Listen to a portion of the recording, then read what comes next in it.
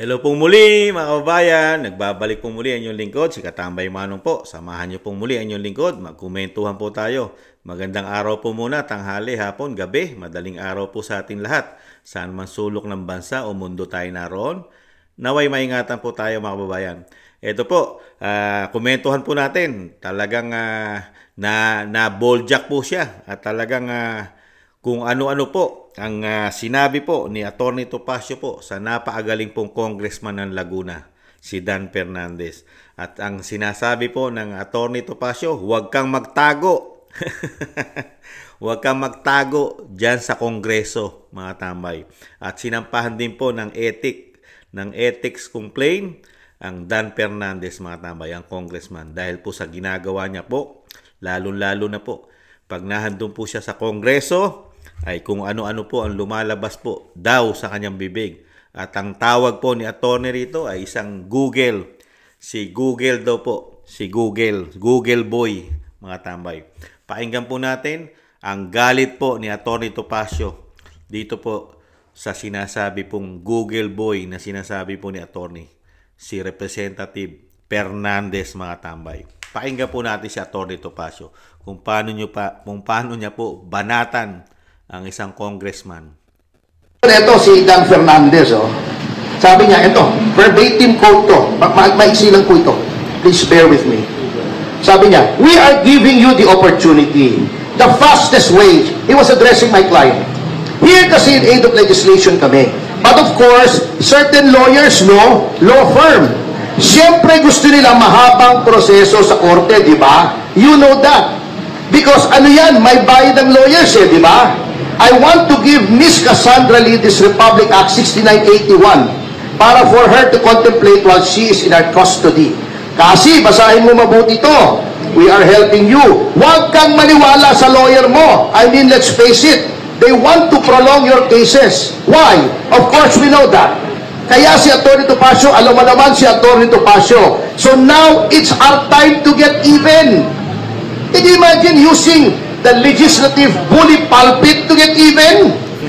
Pahabain niya ng kaso para makuha niya lahat ng pera mo. That's why I challenged him and I challenge him again. Dan, huwag kang magtago dyan sa likod ng parliamentary privilege. Ulitin mo yung sinabi mo rito. Ulitin mo sa harapan ko. Tignan natin kung ano mangyayari.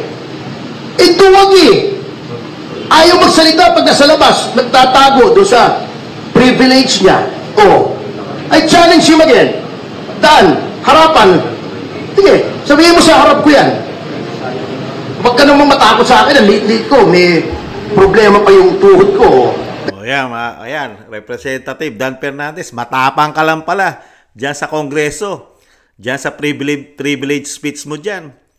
You know, pinagbibintangan mo pala si Atty. Topacio na mukha siyang pera at kukunin niya ang pera lahat ng kliyente niya dahil siya po ay abogado nito nila ng dito po sa Pogo, di ba?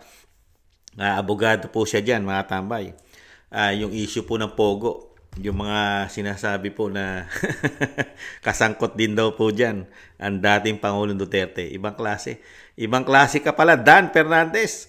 You know, isang Atty. Topacio pa ang pagsabihan mo na alam mo, parang alam mo na lahat na alam mo na si Atty. Topacio ay uubusin ng pera ng kanyang kliyente dahil alam mo yon. Ngayon, ano hamon sa iyo ni Atty. Topacio? Lumabas ka dyan sa lungga mo.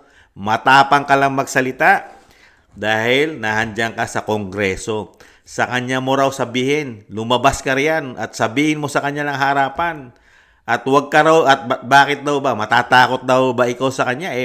Napakalit niyang tao at sira pa tuhod. Di ba? Kaya na-real to ka.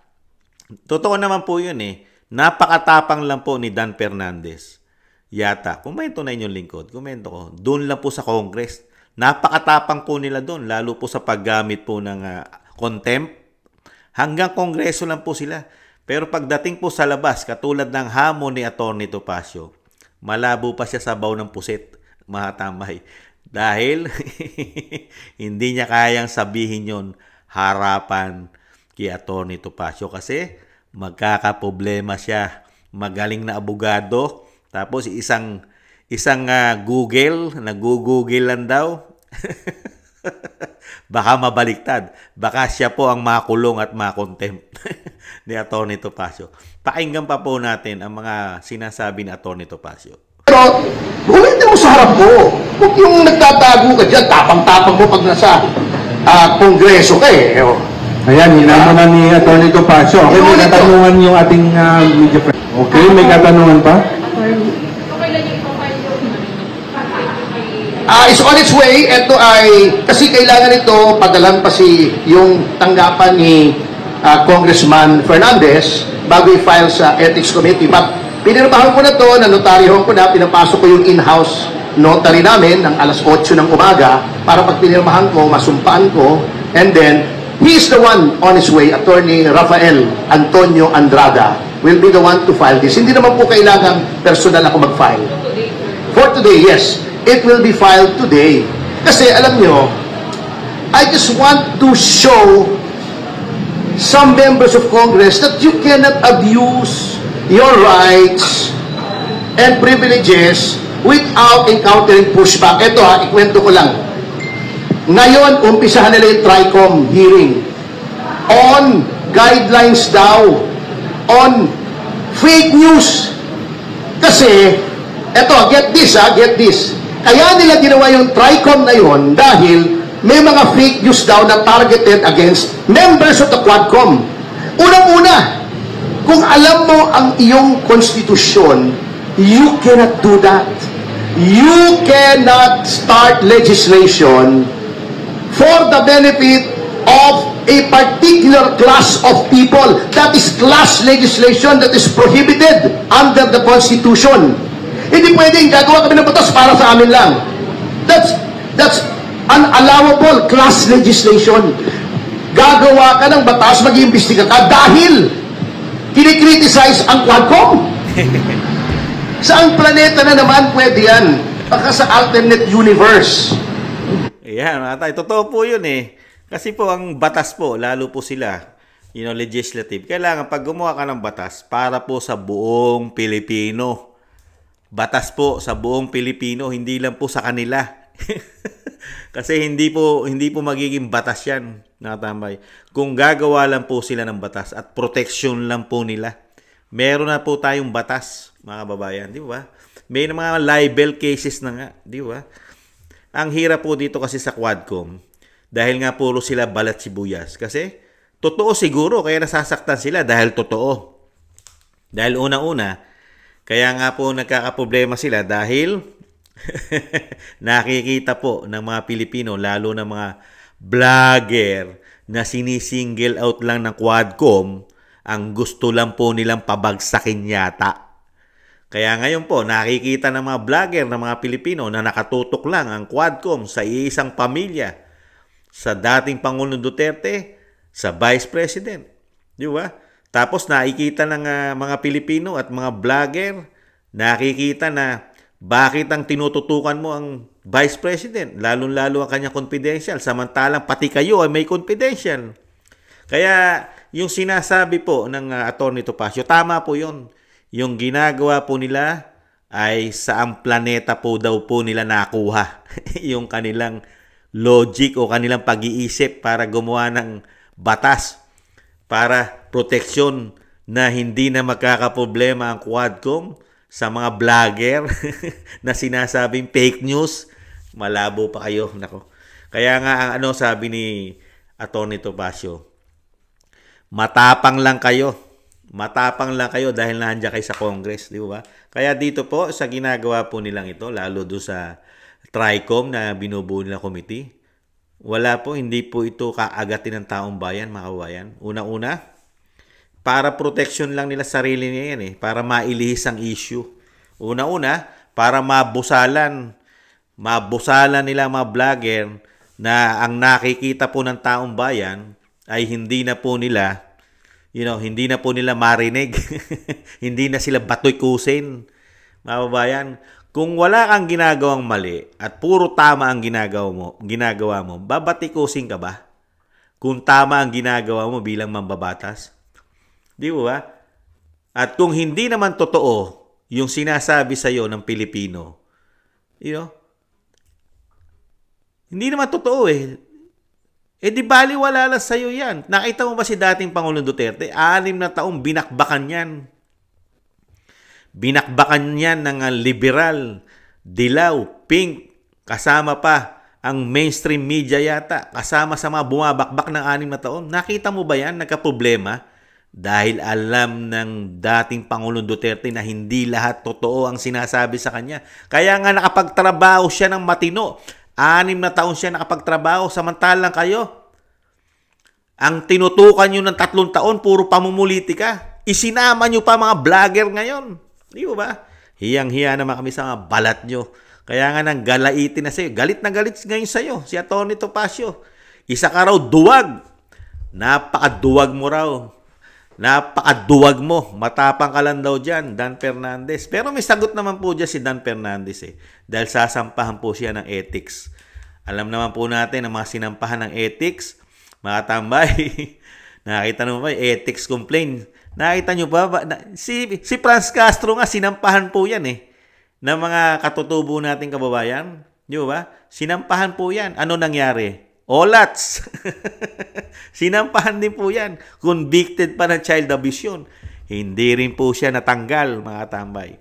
Dahil sa bagong Pilipinas, hindi po uso ngayon ang tanggalan. Pati nga mga drug lord eh. Di ba? Drug lord yata, sangkot sa droga. Nakakalaya eh. Ibang klase po ngayon sa bagong Pilipinas. Ito po, sagot.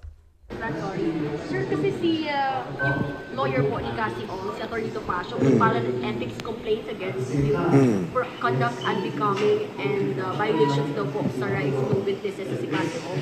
Yan yung mga improper remarks niyo po against Atty. Topacio. Your comment. Well, karapatan po niya yan. Pagbigyan po natin at i-hear naman po dito sa Kongreso yan.